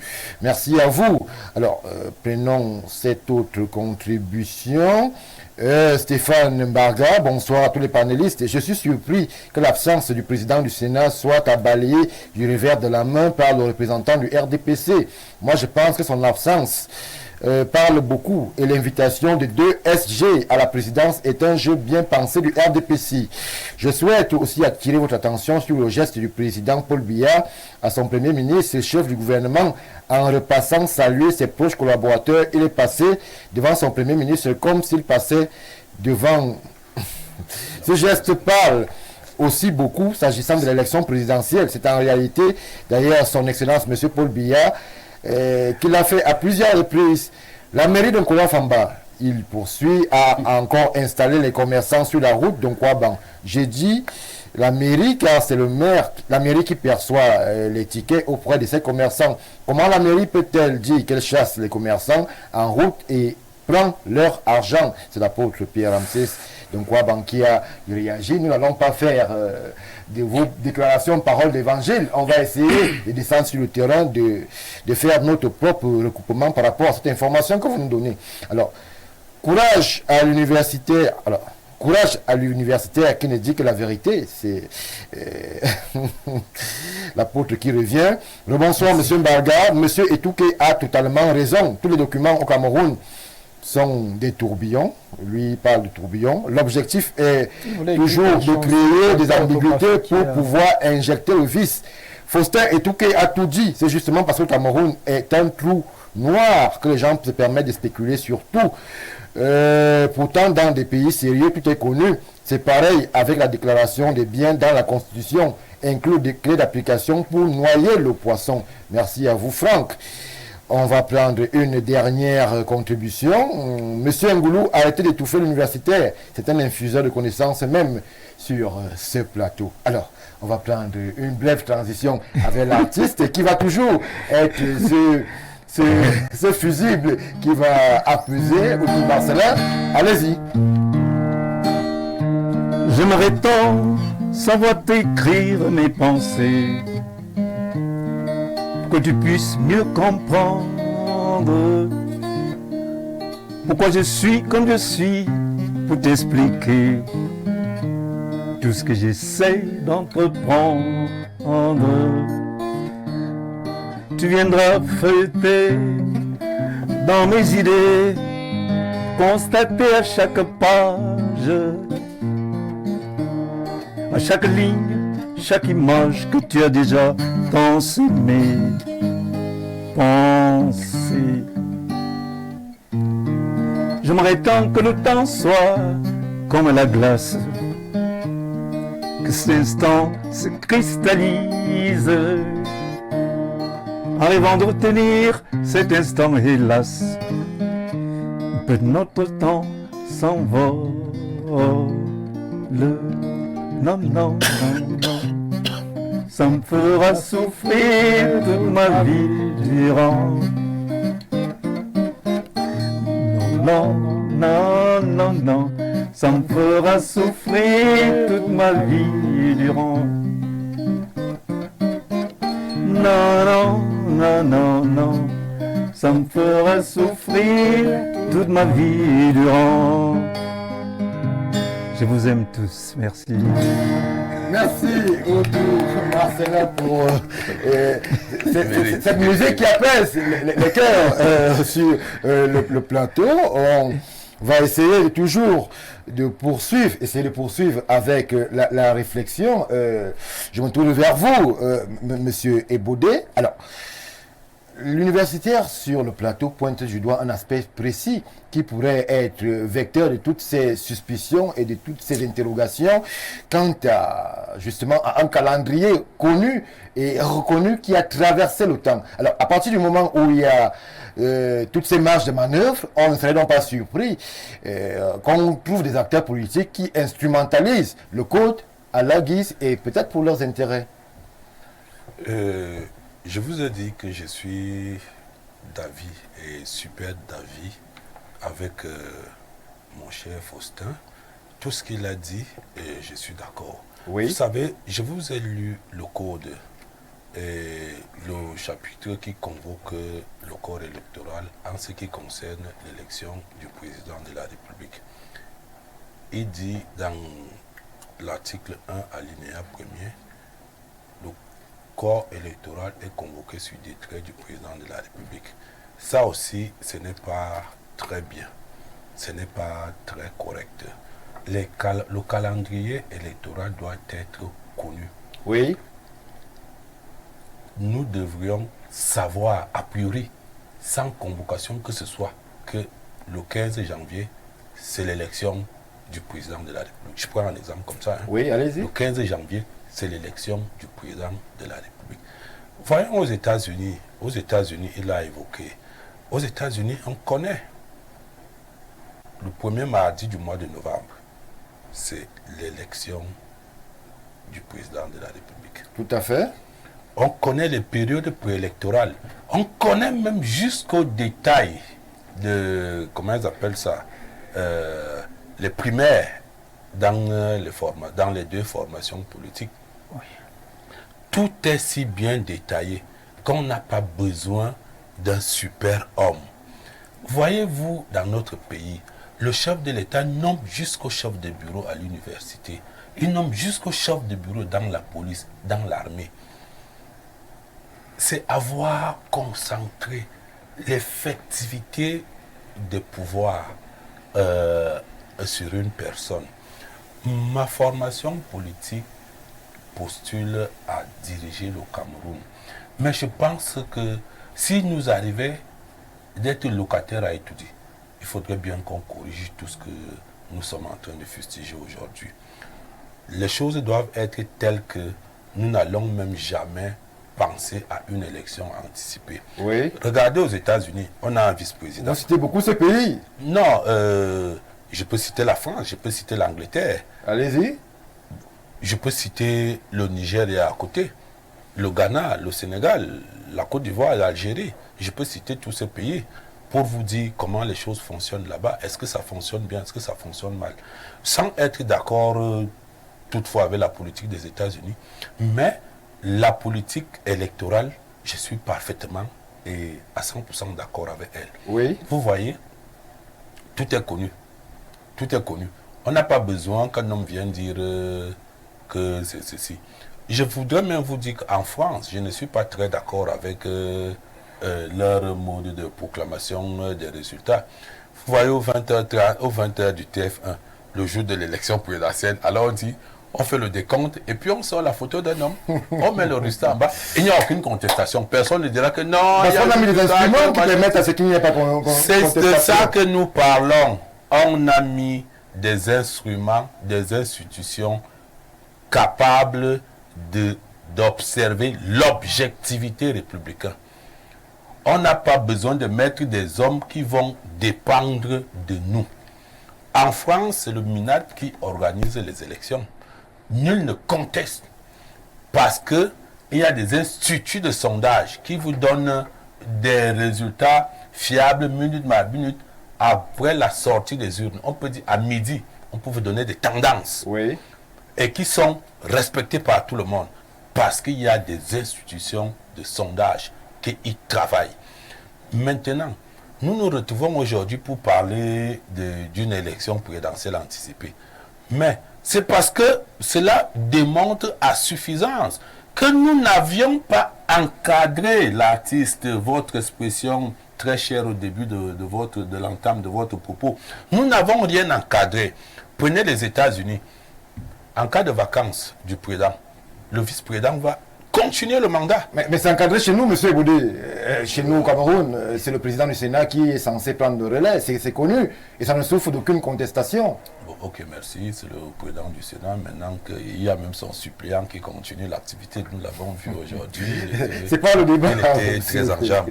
Mais je voudrais vous dire que vraiment, il faudrait que tout soit encadré.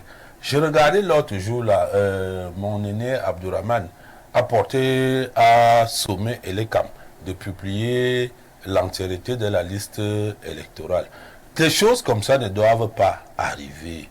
Ça ne doit pas arriver. Cela doit être de soi. Oui. On n'en a même pas besoin de tirer l'oreille ou de tourner la main à quelqu'un ou même de crier. C'est-à-dire que ça doit être aussi aisé.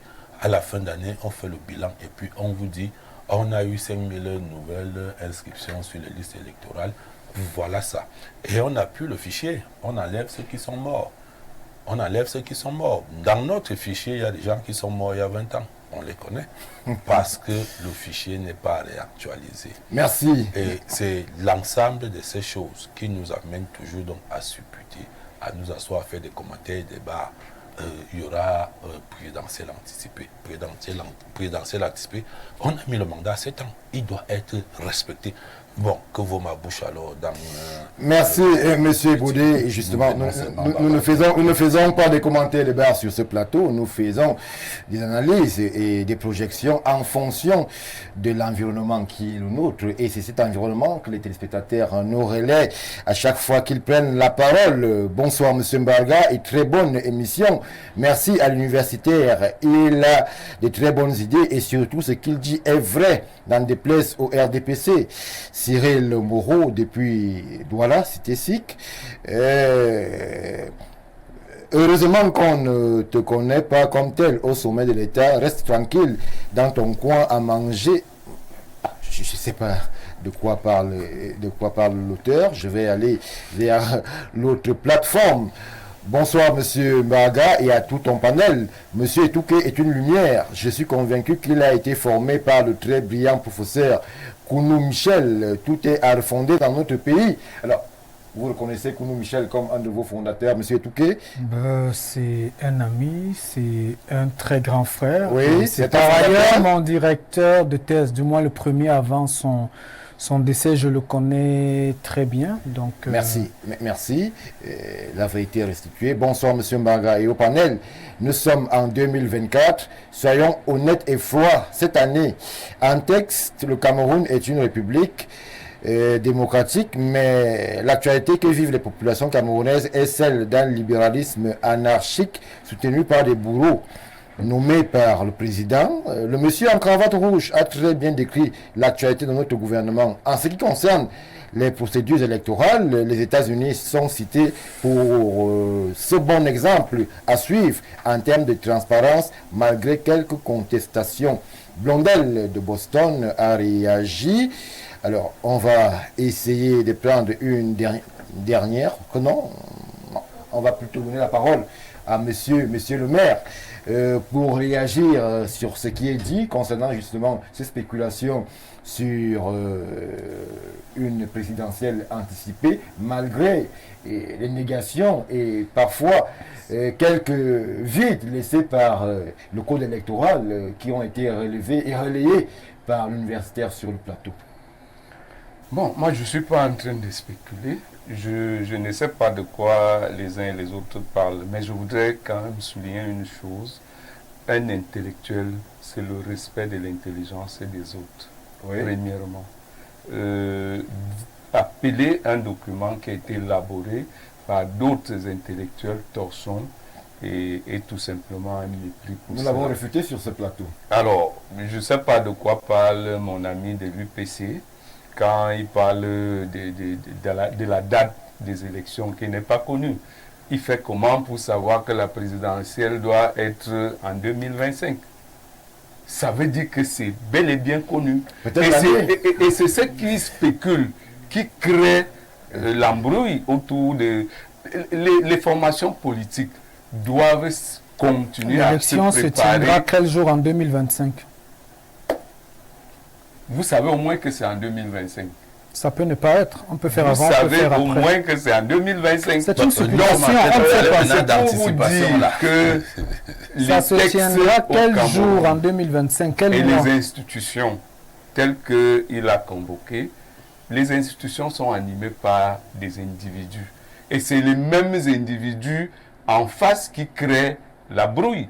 Parce que vous n'allez pas me dire, je vous ai demandé au départ, quel était l'intérêt du président de la République à 1 an, jour pour jour, d'une élection présidentielle de l'anticiper. C'est quoi l'intérêt? Qu'est-ce qu'il tire comme intérêt? Il n'y en a pas. Alors, les gens, quand ils savent qu'ils ne sont pas prêts à affronter le RDPC, ils commencent à inventer des superfuges, ils disent des choses qui ne tiennent pas. Le président de la République ou le gouvernement du Cameroun n'a jamais communiqué pour dire qu'il y aura élection anticipée.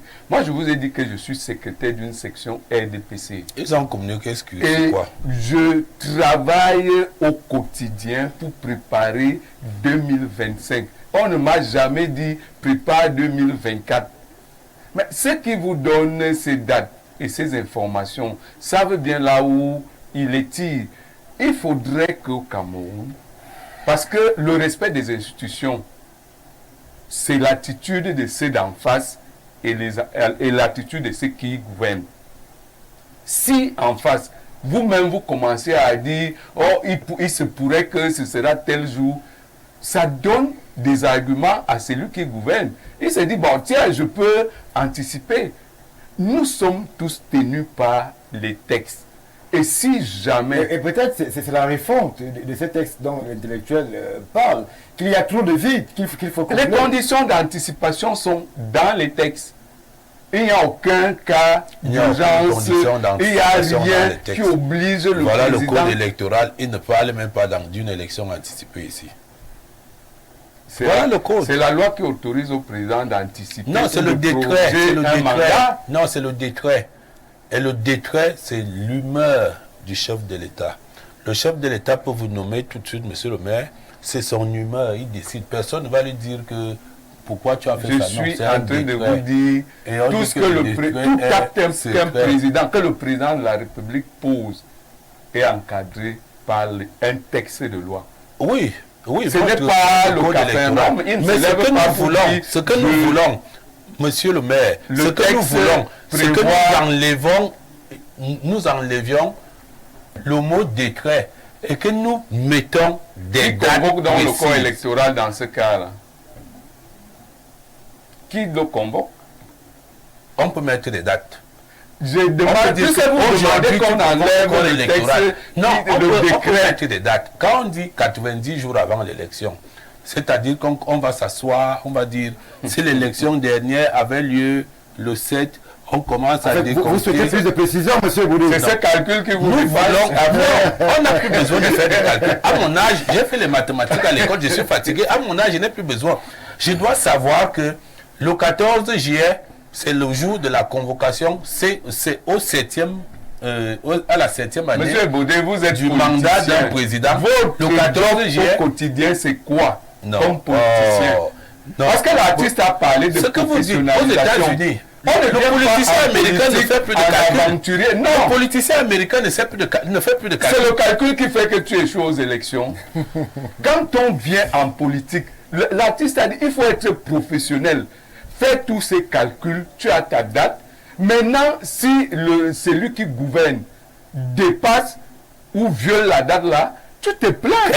Quelle date donc? Alors, merci monsieur Baudet, merci monsieur le maire. On va souffler un moment en régie avec la page réclame avant de revenir tout de suite après pour la poursuite des échanges. Retour sur le plateau du Grand Soir, nous continuons cette odyssée vers cette possibilité qui est évoquée d'une présidentielle anticipée. Juste quelques réactions qui vont nous permettre de nous déployer vers l'autre thématique qui va nous éminer vers le NOZO et cette réaction présidentielle. Alors, que disent les téléspectateurs du Grand Soir? Ils disent ceci.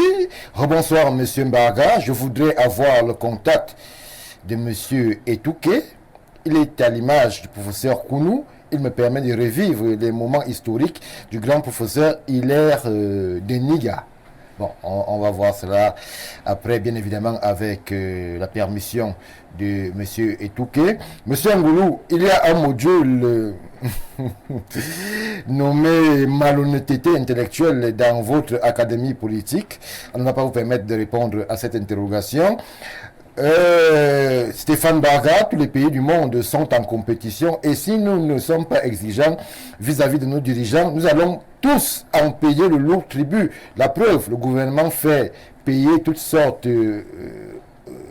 aux populations déjà si durement éprouvées, alors que les hauts fonctionnaires, c'est la coule douce. Merci pour la contribution. Bonsoir, monsieur Barga. Le monsieur de l'UPC, c'est justement parce que le président a la possibilité de convoquer le collège électoral qu'il a la capacité de mener une élection anticipée. C'est pas impossible. Si son régime devient fébrile en 2024, il peut déclencher des élections anticipées. Ça ne dépend pas de nous, mais de lui. Si son pouvoir est en danger, il va convoquer le collège électoral, même en 31 décembre. Le type, le monsieur du RDPC, la date, c'est jour, mois et année.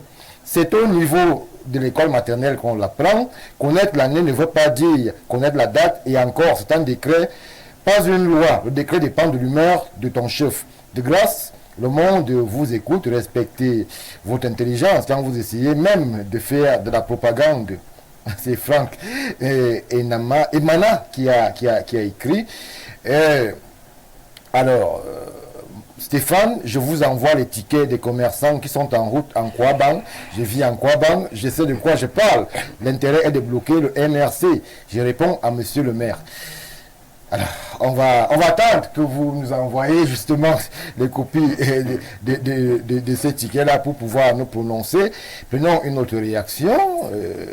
Bonsoir Stéphane. Le très vénérable Niat était absent à la présentation des vœux. C'est un grand homme, il ne veut pas du désordre, il sait la place que lui réserve l'ordre protocolaire constitutionnel. Alors, vous nous mettez encore plus dans la confusion avec cette contribution. On ne sait pas très bien à quoi elle renvoie. Nous allons sortir justement de cette possibilité d'une présidentielle anticipée pour nous plonger du côté du Nozo avec cette sortie du chef de l'État qui le 31 décembre justement revenait sur cette crise. Il précisait que la main était toujours tendue, je le paraphrase, mais que ceux qui continuaient à s'amuser avec les institutions et avec l'ordre dans l'État camerounais allaient passer des moments très difficiles. Alors, je vais commencer par vous, Faustin Etouké. Merci. C'est pas la première fois que le chef de l'État se prononce sur la question du Nozo, mais cette fois-ci, beaucoup d'analystes observent que le chef d'État essaye de ménager un peu le bâton et la carotte. Il encourage ceux qui ont décidé de sortir des bourses à aller vers les centres prévus pour un réarmement, pour une réintégration, mais il prévient aussi ceux qui continuent à jouer avec la stabilité de ces régions-là que la loi ou alors la puissance du Cameroun sur le plan militaire sera un peu plus dure et que véritablement ce qui leur attend n'est pas du tout de tout repos. Bon, le président de la République du Cameroun, son Excellence Monsieur Paul Biya, connaît la question du Nozo, c'est-à-dire les régions du nord-ouest et du sud-ouest, oui. Mieux que la plupart des Camerounais. Je crois que c'est l'un des acteurs même qui était aux affaires. En 72, il était Premier ministre. 72, ça fait déjà assez longtemps. Ça fait plus de 50 ans. Non, il n'est pas Premier ministre en 72. Il est Premier ministre en 75. En 72, il était secrétaire général de la présidence de la République. D'accord. Il connaît très bien ce dossier et il connaît également ce qu'il faudrait faire pour que la crise du Nozo s'estompe. Il connaît, mais il ne le fera pas. Alors, pour la gouverne... bon, grave, pas grave, j'en sais rien. Pour la gouverne de nos téléspectateurs, nous devons savoir que Le 1er janvier 1960, les Camerounais ne célébraient pas la fête de l'an. Le 1er janvier 1960, les Camerounais célébraient une sorte de fête nationale, une journée d'indépendance. Mais ça, c'est le Cameroun français. Donc, cette fête a été célébrée jusqu'au 1er janvier 1972. D'un autre côté, il faut savoir que ce n'est pas des supputations. Le 1er octobre, c'était la fête nationale du Cameroun anglophone, ou leur fête de libération. Quand le Cameroun était une fédération, les Camerounais ne peuvent pas savoir aujourd'hui ce que c'est qu'une fédération parce que nous vivons depuis plus de 50 ans dans un État unitaire, une population dont l'espérance de vie est assez faible et dont les jeunes, les moins de 30 ans, représentent l'essentiel de la population. Ils ne peuvent pas connaître ce que c'est qu'une fédération parce que nous ne vivons pas au Cameroun. Nous connaissons juste l'État unitaire.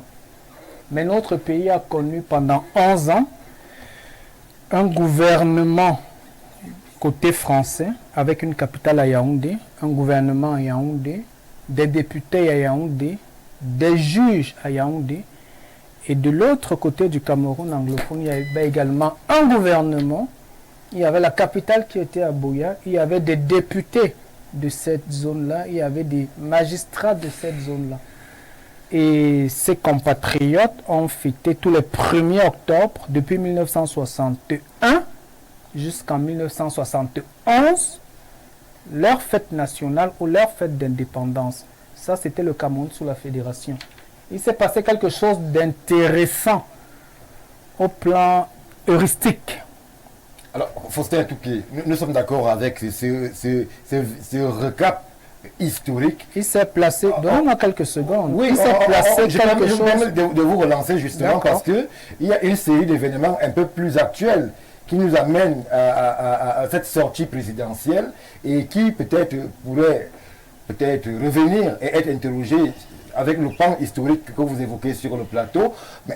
Mais la situation est telle que tout le monde la connaît. Il y a quelques bandes armées justement, la situation n'est pas telle que tout le monde la connaît. Si vous trouvez des gens en train de se battre, c'est bizarre, mais le réflexe est toujours comment ça a commencé.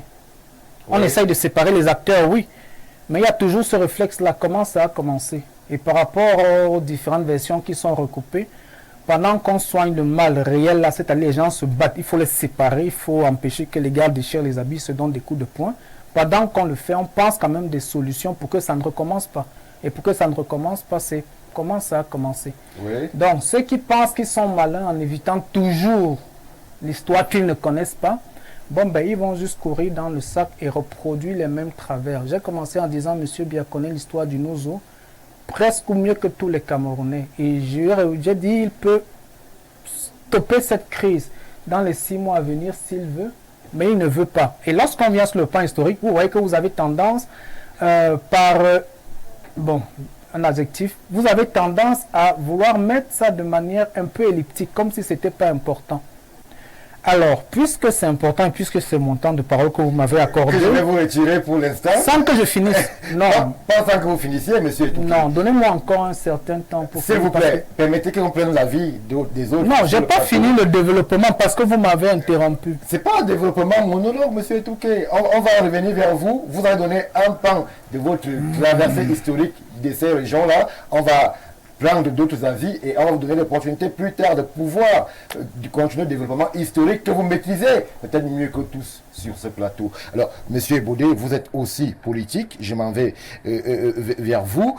Les solutions qui ont, selon l'avis de l'intellectuel et de l'universitaire sur le plateau, sont en inadéquation avec la situation réelle et l'histoire que, selon c'est dire, semble être tronquée ou alors pas très connu et maîtrisé par tous, bien qu'ils disent que ce soit maîtrisé par un seul acteur.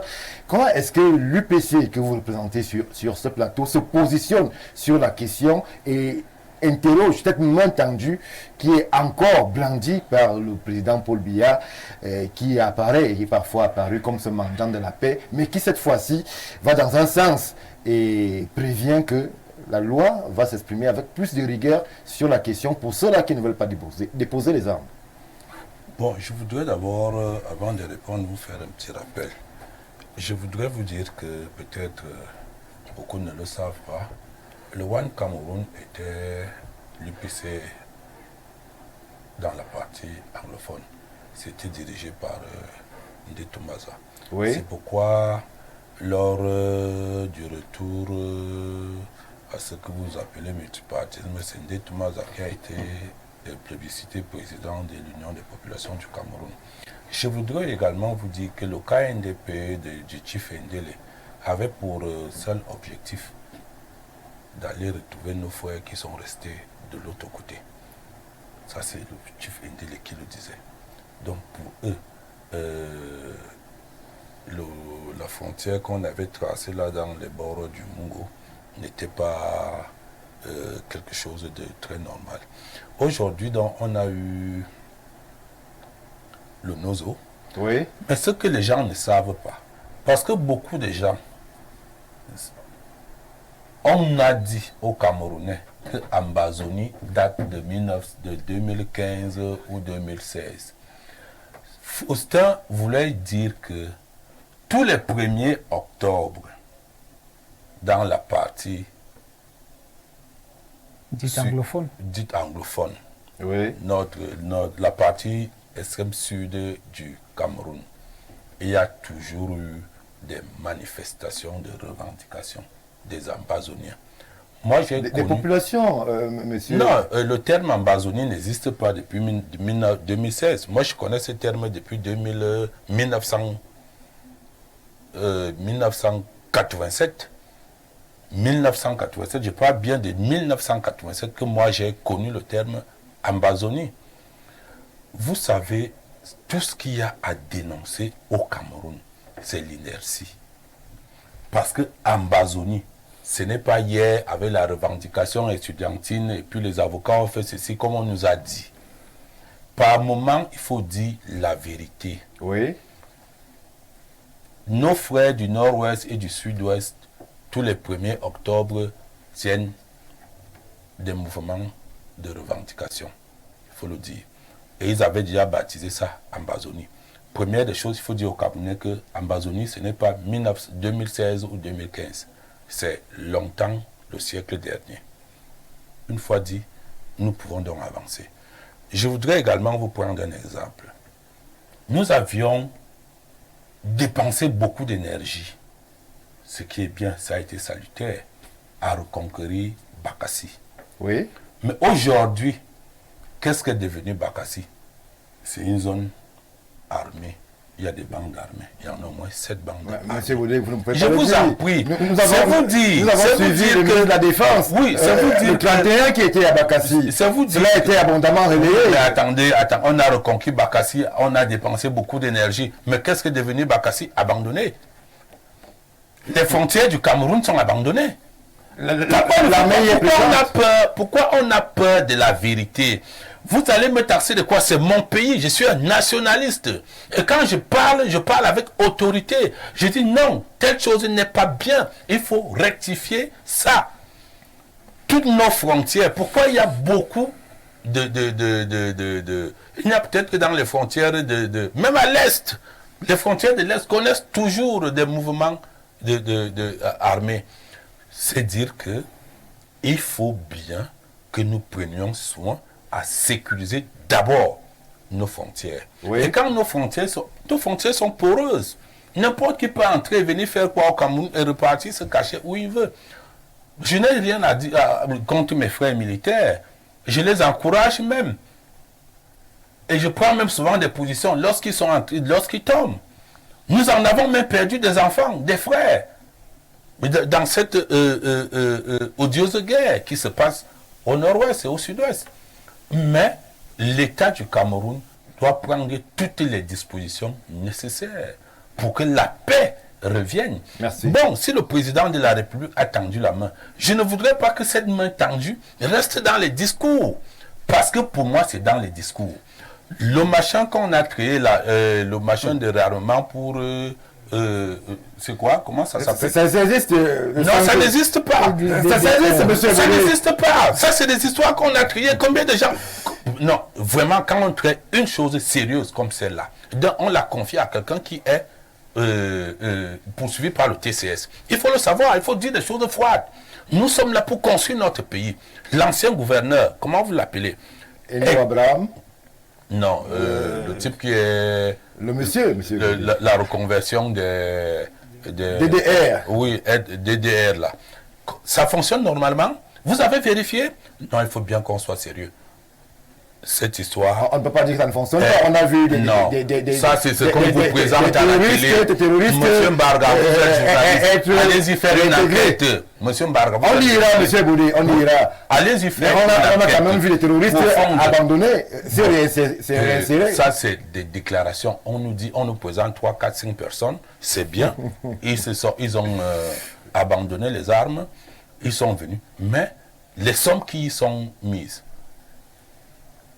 ils vont-elles réellement, sont-elles destinées réellement à servir l'objet pour lequel l'État du Cameroun a investi cet argent? Et je me pose des questions. Merci, monsieur. D'autre part, non, il faut aussi dire, j'ai appris, j'ai lu dans la presse camerounaise que nos frères qui ont pris les armes au nord-ouest, au sud-ouest, ont demandé une trêve pour la fête de fin d'année. Non, c'est salutaire. C'est salutaire. Et lorsque un belligérant demande la trêve, ça signifie qu'il y a une faille à exploiter. Et cette faille-là, c'est ça qui va nous amener. Merci, M. Boudé. Merci, M. le maire Ngoulou, le politicien Boudé.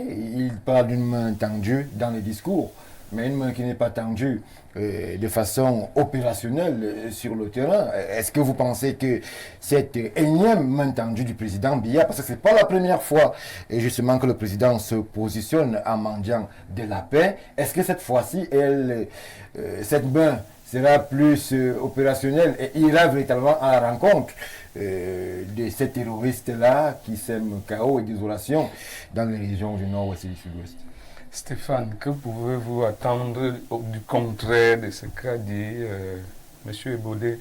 Il est dans son rôle, c'est leur rôle, peindre tout ce que nous faisons en noir. Je crois que quand on crée une institution qui fonctionne, l'appeler machin n'est pas républicain, lui qui se proclame républicain. Et vous l'avez bien dit, ce n'est pas la première fois que le président de la République tend la main. La première main tendue, c'est en créant les DDR. Ça, c'est la première main tendue opérationnelle. Oui. Parce que lui parle de main tendue opérationnelle. Je vais donc lui dire que la création de ces institutions, c'est la main tendue opérationnelle. Maintenant, vous avez dit qu'en deuxième temps de son discours, il a parlé avec fermeté, d'une part. C'est tout à fait normal, puisque les derniers événements au Nozo, on s'est rendu compte que sur les 9 qu'on a appréhendés, ce n'étaient même pas des Camerounais tous. Oui. C'est des gens qui viennent du Nigeria, du Mali et tout ça. C'est pour ça qu'il dit que ces gens-là qui viennent créer le désordre... Ce discours n'était pas adressé aux Camerounais, ça adressé aux étrangers. Oui, tout à fait. Mais ces gens, quelqu'un a dit quelque chose, je ne sais pas, que j'ai écouté quelque part, que ces gens ont des familles et que ces familles sachent que au moment des enquêtes, on va déterminer les responsabilités des uns et des autres. Ces étrangers qui arrivent chez nous, ils n'habitent pas, ils arrivent par un certain nombre de liens. Oui. Et vous savez qu'il y a des gens qui font des cotisations en Occident pour appuyer leurs efforts, ce qu'ils appellent leurs efforts de lutte. Monsieur le maire Ngoulou, nous n'avons vraiment plus de temps. Vous croyez en cette main tendue du président Paul Biya? Mais bien évidemment. Bien évidemment. Quand vous-même, vous savez, quand cette crise était au summum de sa violence, aujourd'hui, c'est de plus en plus des faits sporadiques. Et on est en train d'aller vers la résolution de cette crise. Merci. Le grand public qui nous suit de par le monde, véritablement, m'impose pratiquement de donner la dernière minute restante à l'artiste pour qu'il puisse sortir avec nous par une note d'espoir, une belle note pour qu'on puisse se séparer dans l'harmonie. Je vous donne une minute, cher Otto Marcellin. Alors, le titre de la chanson, c'est Où va l'Afrique? Une chanson que j'avais composée en 1975. Et je voudrais saluer tous les Togolais, parce que c'est là-bas que j'avais eu le prix. Découverte 82. Parfois, je me demande si ma vie recommence, ou alors c'est l'Afrique qui change. Quand les armes se vendent et les capitaux s'augmentent, mais un soldat tirera, et la vie d'un âme tombera, oui, tombera.